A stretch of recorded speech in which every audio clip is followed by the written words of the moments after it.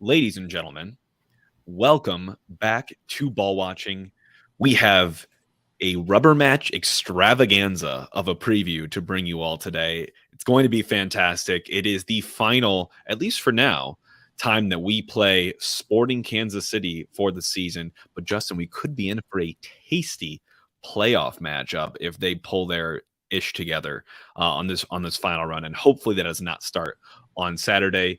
But Justin, it's Wednesday. It's the middle of the week. How are we feeling? Hey, I know you just played an indoor championship. Is the ACL still intact? The ACL is still intact. Both, thank God. Okay. Tore both of those for anybody that doesn't know. Knee still feels a little sore. Had a hat trick. My first 3 goals of the season in the championship. We were pinging, absolutely pinging. Didn't have indoor shoes the first couple games. Was playing in running shoes. That doesn't work. Get this man a little pair of Nikes, and I was zooming, and then I could not breathe. I'm still sore. Dude, that playing indoor at this age just takes, for lack of a better term, just balls. I mean, it's an injury waiting to happen. That turf is like matted down like a carpet at this point. You got no traction on your shoes. You're doing this side to side movements, just putting so much stress. And you've had knee injuries before. I'm surprised you even do that. Yeah, but that's so you got to think about it though. So I tore both my ACLs on turf with cleats. There's no give there. Now I'm just on like flat shoes. There's a little slide and everything. Yeah, we're fine. And also, you just completely forget about it when you get out there. That my first game back, I was like, I'm going to take it easy. Like I haven't really been running like last year when I talked about this. No, I went out there completely forgotten I was sprinting in the first minute. For sure. No, I 100%. I think indoor is one of the most fun versions of soccer there is. It's fantastic. It's so much fun. High end action. I was a goalie, obviously, and that's one of the best situations to be a goalie, just getting pinged. Some people probably disagree, but you're a lot more involved in those games. But hey, I digress. Justin, Minnesota is now on the rearview mirror. We're excited to be done with that fixture. We got the dub. We came back from a down position, and we're rolling. Well, we're back on a roll. A couple things happened for us this week of note. One, Blum was in the match day team of the week. I think it had been a while for him. So I was happy to see him get that recognition that he so deserved. And then he got the cherry on top with the match day goal of the week. There was a vote, and I can pull up the percentages here, Justin, but he had some stiff competition going into this with Lucho Acosta, who scored what I actually do believe is probably the real MLS goal of the season. Potentially, he pulled a Messi-esque run from 50, 60 yards, beat 3-4 guys, just left him in the dust, and got the solid finish as well. But we have the power of City fans, and we have the power of an entire nation of South Africa behind us as well. So we got the dub. If you look into the comments, so the percentages was Blum won 58%, Acosta 31%. Don't care about the other two. There were almost 16,000 votes. And the thing that really, I'm not even going to give these guys, I'm not even going to say, I don't know if it's like a group for Cincinnati fans or if they're a podcast, but they captioned it and quote tweeted, said, "Attention all you City fans, you absolutely cannot let this scumbag from St. Louis win. This is call to action." And it's like, and if you look at the comments on that and on the regular post, South Africa showed out. These people are like, "What are you doing? Like, where did you come from?" So Cincinnati fans, stay classy.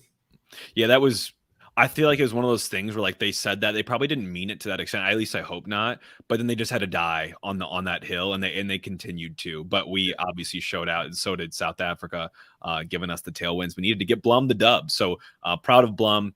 And let's go into some other news. Power rankings for us. As of today, the MLS power rankings have not come out yet at the time of recording. So we're still sitting at 3rd on the MLS power rankings, which I think is probably pretty, I would say, deserved. I don't know about 3rd, but definitely top 5 team, especially getting that Minnesota away win under our belts. And ESPN actually have us staying at 7 in their most refreshed form of power rankings. Again, who really gives a crap about these?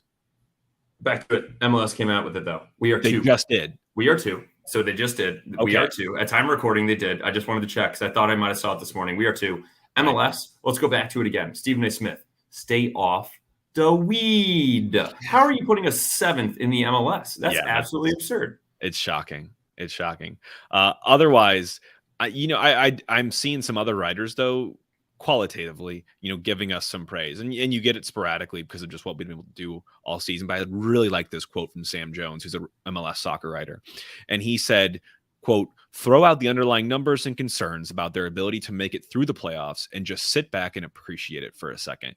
Teams in far bigger markets and with far bigger budgets have been able to enter the league, have not been able to enter the league with this much immediate success. It's been a season-long magic act, and that's worth ditching some cynicism for.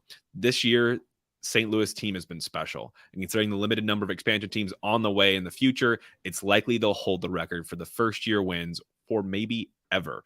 So a little bit of praise getting heaped on from some writers who do not have skin in the game here. And so you like to see that. Praise also coming from overseas for the job that Lutz Pfannenstiel has done as our sporting director. Lutz apparently has been subject to some offers from the Saudi clubs, which, wow, that's surprising. But he's also gotten some over the summer that went quietly under the radar from teams like West Ham and Nottingham Forest, both Premier League clubs. And what an honor to get interest from overseas like that. I knew that he had some before we got him, but this is one of those things. I think Lutz is going to see out the vision here, and then I'm sure he will get, assuming continual success, at least some level, a lot of offer.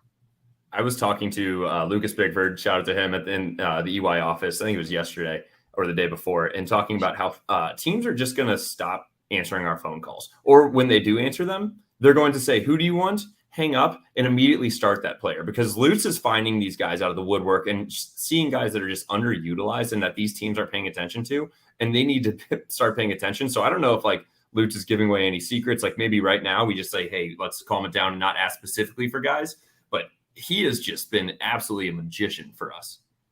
He has. What he's been able to do on the budget that he's done it on with the system that he's implemented, nothing short of incredible. And finally, before we get into some City 2 news here, I want to do a quick little scouting report on round 1 matchups, potentially for us, because we're looking at it now. FC Dallas is number 9 currently, and they're going to Philly tonight, Wednesday, which is going to be a tough match for them. Then Houston, who's number 4 in the West, on the weekend. So we're looking at really 8, 9, maybe 7, 10 seeds, as well as those guys that are probably most in the wild card. But I had to pull in more games here because a lot of that group is so compact in points right now. So really, we don't have a great feel for who our potential opponents will be. Look at a team like Minnesota. We defeated them last week. Obviously, they're going to San Jose.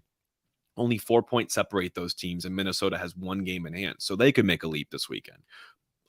Portland, number 6, goes to the Galaxy, number 13, who are still not mathematically eliminated. It's a must-win for the Galaxy to stay even alive. But if Portland draws or loses, they could be very well in contention to be in the wild card game. Quick touch on the LA Galaxy. Absolutely insane comeback for them 3 or 4 days ago. And they scored in the 89th and the 94th to tie Austin at Austin after a 2.5-hour rain delay. Massive points for them. Austin dropping those points was huge. Austin's currently 12th. They tied that game, so now they have 35 points. If they would have won, they would have had 37 and would have been tied with Minnesota, who's right in front of them, and just one spot outside of the playoffs. Yep. And finally, Vancouver, number 7 in the West, is hosting DC. That's going to be a tough game for them. They're level on points with San Jose, but also only 2 points off Houston for home field. So it's a must win, like I said, for them. And then LAFC is hosting RSL, so number 2 versus number 5. So there's so many sumptuous matchups this week that I think I'm going to be at least keeping an eye on, because a lot of this will likely end up dictating who we end up playing. And it's getting closer and closer game by game. A lot of these teams only have 3, some 4 games left. So a lot to keep an eye for. But let's pivot down to City 2, Justin. I mean, obviously, what a run. They continued the 10-game unbeaten streak as they drew with Sporting, Kansas City's second team. They did lose in PKs, unfortunately. But ultimately, I don't think it really ended up mattering too much for us, because the playoffs, I think we have a pretty nice matchup. It's pretty insane to me. So when you think about it, and if anybody hasn't seen the video, go look at it. So what happened yesterday was, if you get the first spot, the Rapids, you get a bye. Then the Tacoma Defiance and Sporting Kansas City get to pick who they want to play. Tacoma took Houston, who was the 7th spot, the lowest seed, obviously. And then it was just assumed that Sporting would want to play us.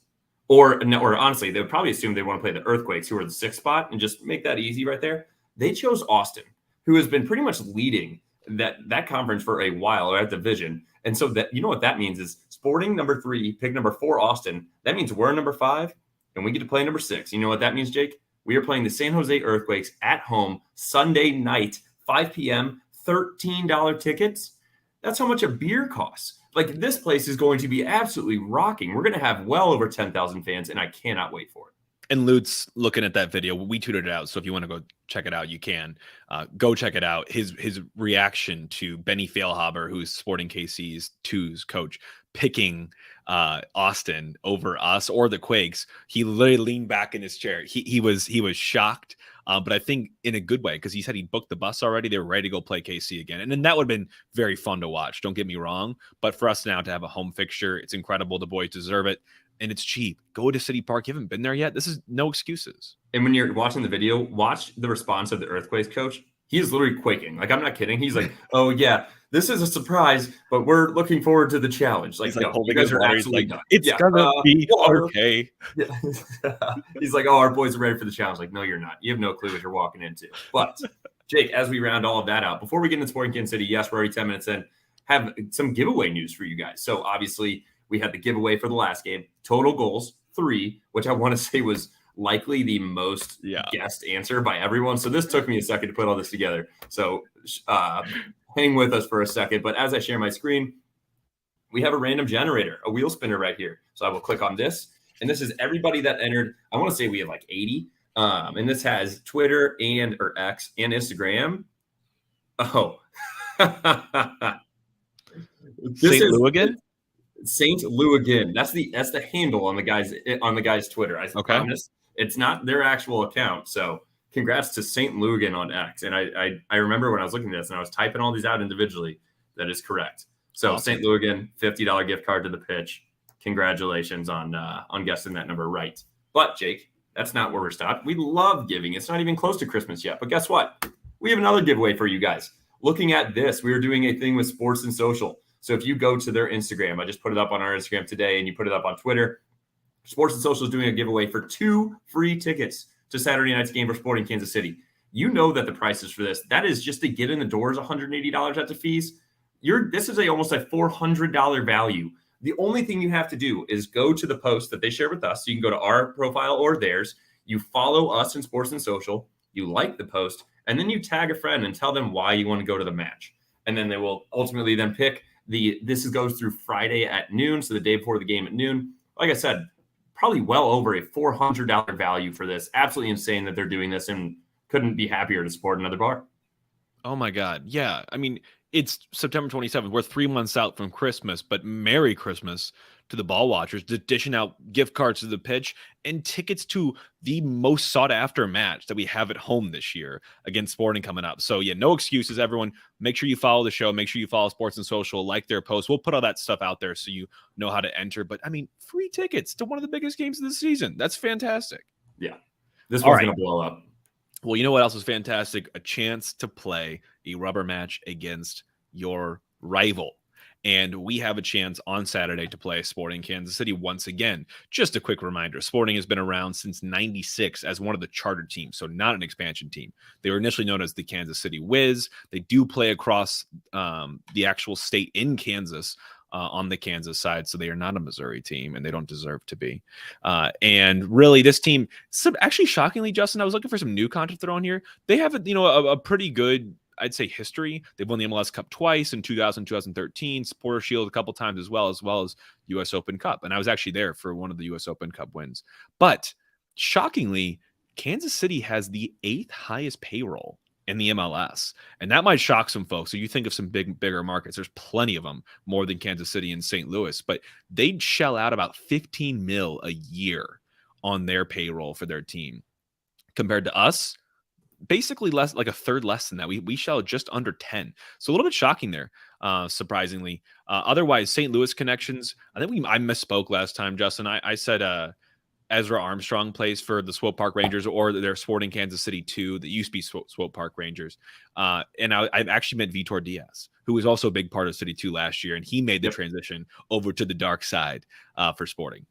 Yeah, and Ezra did play for Swope Park back in 2016, and then we have already talked about this one. We don't have to get into the details, but Nico and Lucas Bartlett are from Kansas City, and obviously had great careers there, and happy to have both of them with us now. So getting back into the specifics of the game, 2023, have we played Sporting Kansas City yet? Twice. Unfortunately, the first one was way better than the second, so May 21st, we have a 4-0 dub. Leuven Penn, Indy with 2 goals, and Nico with a goal. It was a classic dub for us, just absolutely pressing them, press relentless, finished just ruthlessness, unapologetically, and Berkey had some couple big saves too. Then September 2nd, obviously more recent, 2-1 loss. Indy springs a long ball into Indurain, who had no support, takes it by himself, 1v4 on the camera angle, and rips that left-footed shot into the side netting. Great finish from him. That was early in the game. And then, unfortunately, we let up those 2 goals and let them kind of come back with Polito with a tap in the 31st on a great cross, and then another cutback to the PK. Sam did have a goal in the 51st called offsides VAR. That close. It was, I mean, obviously it was VAR. It's correct, but it was that close to us actually tying that up. So now we get the rubber match on our hands, Jake. Yeah, those 2 games, it just sets up to be a great third kind of finale here. And I'm glad that it's at home. Otherwise, since Kansas City has, been on from that first to second game, points wise, they're sitting at 38 right now. So everything to play for. 10, 13, and 8 is a record. Home much better than away, of course. 8, 6, and 2 versus 2, 7, and 6. So only 2 wins on the road this season for them. Goals for, they're about average in the MLS, sitting at 41. Goals against, just below average at 44. So they have a -3 goal differential through the season. They've had some decent results throughout the year. They drew with Philly. They lost by 1 against New England. Both teams have been great in the Eastern Conference this year. They did the double on Seattle, which is a little bit shocking. And then for LAFC, they drew once, lost once, and they lost to Nashville as well, 3-0. So that was probably one of their bigger losses outside of ours. But most recently, they got a gritty W against Houston after going a man down, losing Johnny Russell on a red in the 39th. So, really against the wall for them, and impressive to come out of that, down a goal, down a man, and coming back to win 2-1. I mean, it was everything they needed, though, because I'm not sure if it was mathematically, that win did, though, keep their playoff hopes at least alive by a thread. Oh, absolutely. Because if you look at it, they would have 35 points. They'd be tied with Austin for 12th, and they would be 4 points outside of the 9th spot with Dallas. And San Jose has 41, so they would be 6 points outside of that with 3 or 4 games to go. So would have been very tough for them. So yeah, they scored a penalty in the 7th minute with a VAR handball. LOL, that they got a call for that. And then they scored in the 45 plus 6, but then to make it 2-0. And they're still down a guy at this point, and then they let one in, the 45 plus 9. There was 12 minutes of stoppage in the first half in that game. It was pretty insane.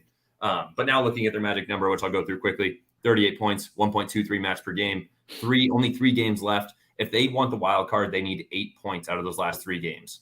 When right now, if they finish out the season with how they've already done this season, they're projected 4 points. So it is not looking good for Sporting Kansas City. We lock them up this Saturday. Let's just put them to sleep. Night. I agree. And I think this is one of the situations with caveating our magic number with just, it's going to be really important for them to get favorable results around them. So the teams that are just above them, they're going to need to drop points, because I don't think they'll go many places if those teams do pick up points. They do have some big players to watch. We've talked about them before, and this is one that we really need to keep a keen eye on because he's had a heck of a season for them, is Alan Polito. Who is their striker, their man up top, their center forward, 32-year-old Mexican designated player. He's played a lot for the Mexican national team, over 20 caps with them. This season, 13 goals, 1 assist. He leads the MLS in goals XG. So just XG allotted, 2 goals. He has 5.9 of that. And only 26 shots on goal through the season. So he's very effective. I mean, he's scoring basically half of shots on goal at that clip, which is very interesting. He was a late scratch in their most recent game with a quad injury. So I'm not sure he's coming into this 100% healthy, but you know how important these games are to them now. They cannot be dropping points. I imagine if he has a chance, they will slot him in. He's got a full week to recover as well. I don't know how serious it was. And since it was a late scratch, it seems like it was probably just precautionary. So right. I would expect to see him. Daniel Chaloui is the right winger. He got his 5th yellow last game. I was like, oh, let's go. But now with all of the, good behavior stuff. So he's fine. He's fine. He has 3 technically, whatever. 27-year-old Hungarian, pacey and very tricky winger. He has 7 goals and 4 assists, leads the team in minutes played, 2nd in shots, and 1st most in shots on target. So if you look at that, he is also just as efficient, at least ripping shots on net, but I'm not that concerned with Roman Berkey in net. And then our last one, Eric Tommy, center mid, 29-year-old German, grew up for playing in the FC Augsburg system, transferred to VfB Stuttgart in 2018, and then to Kansas City in the middle of last season. So both of those clubs are in the Bundesliga. He has 4 goals and 5 assists. He's 3rd in minutes, leads the team in assists and fouls suffered, and 2nd on shots on target. And the only reason I wanted to mention fouls suffered is because that kind of shows you how much he's on the ball in the midfield. And that's a guy that they try to work through. I agree. Notice we did not call out Johnny Russell, who, like we mentioned, got a red last game, so he will be sitting this one out. And believe me, that hurts them. He has been the lifeblood and captain of this team for years now. And whether that's a mental thing or a physical thing, he's also very, very quality on the ball. That is a good thing for us. They're losing their leader and one of their biggest contributors in terms of offense. So that one helps us. And then Tim Melia, goalkeeper. We did not see him in all the games we played against them, but he missed a bunch of games from mid-June to late August with an avulsion of his hip flexor muscle. I've had a hip flexor tear before. It's not a fun injury. It lingers, but he did just make MLS Team of the Week, and I feel like he's coming back into form, and he's a big part of their team. He's one of the better American goalkeepers probably of this last decade. So look out for Tim Melia. He will be between the posts for them. Otherwise, they're still coached by Pete Vermees. I hate writing about this guy at this point. I mean, he is just the guy that never goes away. He's been with the club since 2009, which is absurd. So 534 matches with them. Second most W's among active coaches in the MLS, winning at a 1.53 points per match clip, which is pretty good, I would say. And he's inspiring these players. The players do love Coach Vermees. He really brings a very specific style, which I'll talk about here in a second. But really, following his Houston dub, I loved his comments. He said it's because, how do we win this? He said it's because we have a way of playing. We want to play. We build out of the back, and we try to create high scoring or high quality chances all the time through the way that we play. And it doesn't change even when we're in a situation like that. So this team is just, I will say, to their credit, Sporting does not fear anyone. They will play their way unapologetically. And the way that they play is really known as pretty soccer. We talked about this last time. And so that's keeping the possession, working it up the field, playing with width, a lot of channel down the left as well, and taking long shots, controlling the game in the opposition half as well. So having other teams set in, and then also very comfortable in possession. So how do they do that? It's with a 4-3-3. And also, they also like to press high, which I think they're going to see it. We could see a lot of here, Jake. We're thinking about this. They need results, not only for themselves, but they need it for other teams to happen. And so they're going to be pressing us. The energy is going to be high. And I will say this usually works for them. And you, as he's coached, what'd you say, 534 matches for them? It works well when he has good players and doesn't work as well when he doesn't have his good players at his disposal. But I will say with like Polito and looking at Eric Tommy and Shaloi, it's a pretty good system to have this year, even though it's not showing out as much as he'd like. And they have got, like I said, everything to play for. This team does not need bulletin board material. They don't need commercials about claiming to be the soccer capital. They have points that they have to get from this match. They are 1 point out of the number 9 seed, which is FC Dallas, who has 2 games in hand on them, which sucks for them. And they are 3 points out of the number 8 seed. So the 8 and 9 seed, remember, are going to play for the wild card to get into round 1. And in the 8 seed right now is San Jose, who is even on games played. So a win here would be huge from them. And it also mentally, they're rolling. They just got that huge comeback W against Houston. And strengths wise for them, like we talked about, individual skill, take-ons, they're so strong on the ball. And another fun strength I found for them is defending set pieces. So we're going to need to be creating danger and threat from those set pieces, but they have shown to be a pretty solid team defending against those. They're number 15 in the iteration that I had of MLS Power Rankings, Justin. I wonder if they've moved up in the most recent iteration. I'm sure they have after that W.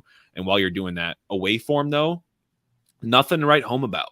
They had the last 5 away were draw, loss, win. And they have 0.80 points per match in away games with a negative 10 goal differential.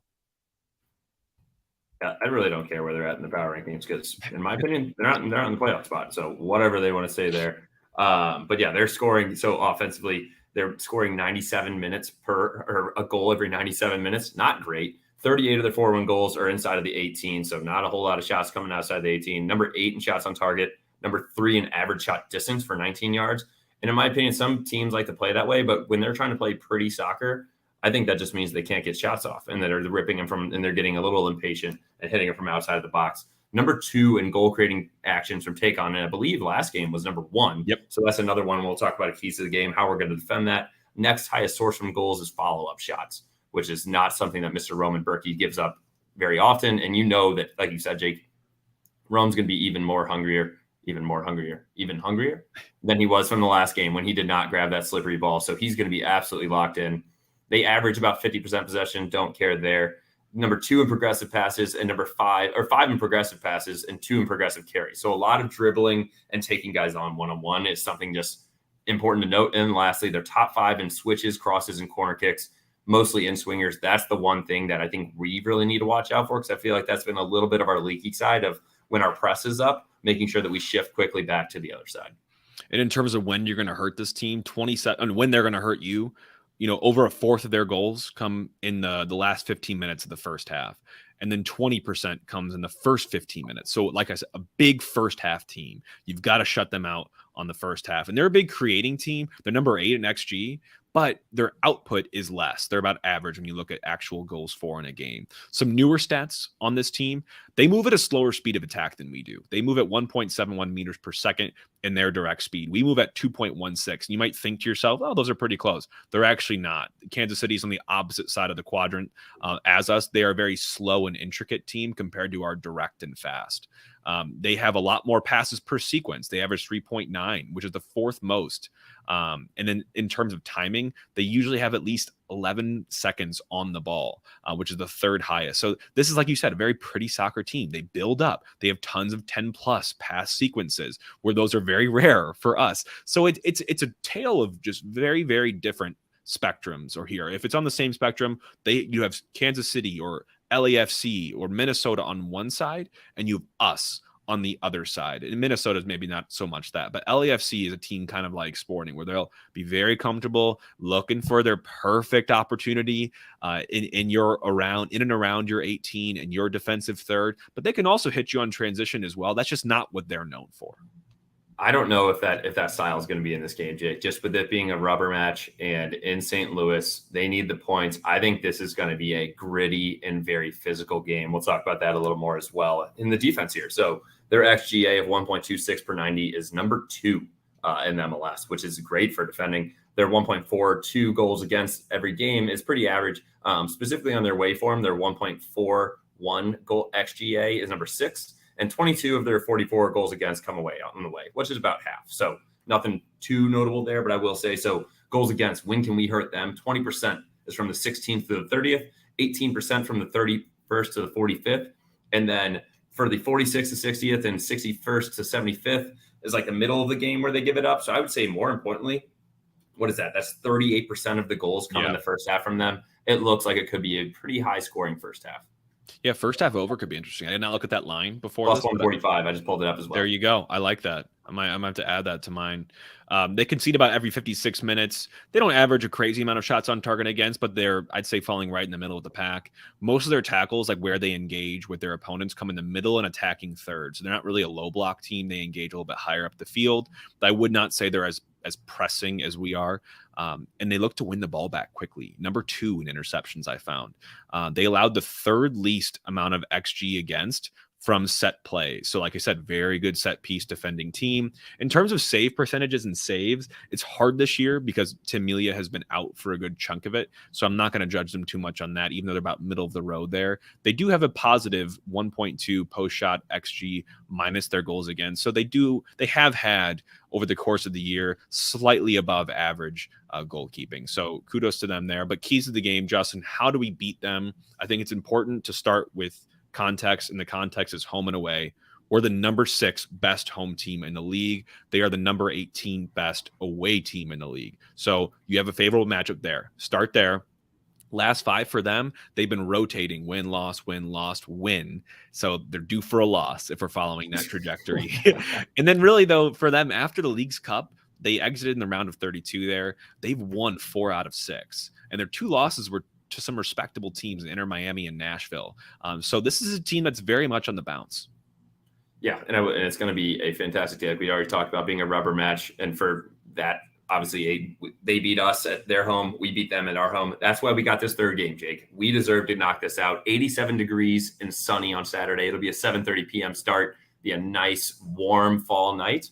And I will say, what do we need to do on the offense? I love you have it in all caps right here. Counter these guys.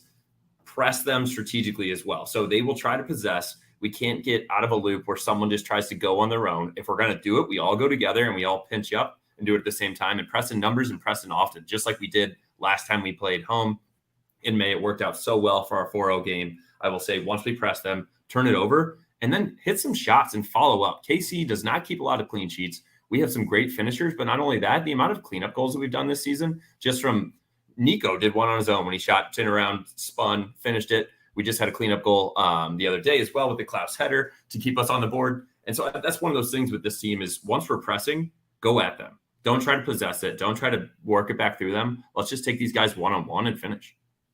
I agree. I fully agree with that. So my goal for the team here is to win that first half. First half money line. You have to come out of the first half with the lead. They concede the most amount of their goals in the first half, averaging 0.93 goals against in away games. But they also score well over 50% of their goals in first halves. So if you can come out of there with the lead, I'm feeling pretty confident heading into the second. Defensively, we know they have a very good offense. You got to stay goal side in your wingers. Do the simple things right. Don't let anything easy and behind. Close down long shots. We know they have a tendency to shoot from there. Put a body out there, stick a leg out there, get anything you can on it to make Roman Berkey's life easier. And then counter press, man. And the attacking third, we know they're comfortable in possession, but who's comfortable when you got a guy like Celio Pompeo or a guy like Jared Stroud or Joao Klaus, the big man, just chasing you down? Challenge these guys, put them in uncomfortable situations. And my goal for this team is to, like I said, that first half, got to win it. Even specifically, I have 2 goals. One, no goals for Polito. You got to shut down Alan Polito. He is the lifeblood of their goal scoring threat. He cannot get on the score sheet on Saturday. And secondarily, get a clean sheet in that first half. Do not let them on the board. Bring in subs, defend that lead, protect it, add to it if you can. Put this game out of reach as early as you can. Kansas City not to score in the first half is -150. Which I was kind of surprised by. That's good for us. But if I was a betting Kansas City fan, I'd probably take that over just knowing how many goals they put in the first half. But before we get into the starting 11, Jake, promos. We did a little bit. We're doing all these giveaways. Help us out a little bit. If you're watching us, smash that like button, smash that subscribe button on YouTube, leave us a rating and a review on Apple and Spotify. Please, if you're going to give us anything outside of a 5-star, let us know why. Or if you like the 5 stars, let us know why too. We want to keep progressing and making this better. And then obviously, thank you very much to The Pitch. And shout out to everybody that's won these gift cards. They are just giving away free money for you guys just because they like us. So help us continue to grow that. Get to The Pitch this Saturday. Going to be absolutely packed. College football all day as well. Mizzou's on. Get to The Pitch. Watch it there. Just roll it right into the City game. And then shout out to Luis. Great interview that we had with him. If you haven't listened to that yet, go listen to it. New partnership with Soul Juice. You can buy Soul Juice at Deerberg's, at Sam's. Other locations coming to St. Louis soon. Shh. And you can buy it online at souljuice.com. 20% off using the code BALLWATCHING. Get some merch as well. And the code does not work for merch right now. We know. So get the juice, but then get a nice little hoodie with the smiley little dude on it. Nashi, the Korean parrot. It's great. It's great. No, we're so stoked about that partnership. I think we have the GOAT sponsors right now. So we're super excited with where we're at. And I hope that you all are benefiting as well. Clearly you are with the gift cards, The Pitch being a fantastic place, and Soul Juice bringing life to our bodies.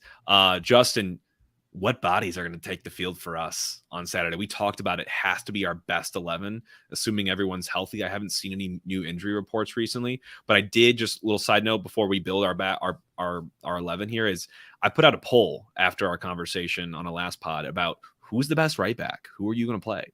And it was Nerwinski, Akil Watts, and other. And I think the debate that we have is just personified by the responses that I got. I got 286 votes, so thank you all for voting there. Jake Nerwinski edged out Akil Watts by 1%.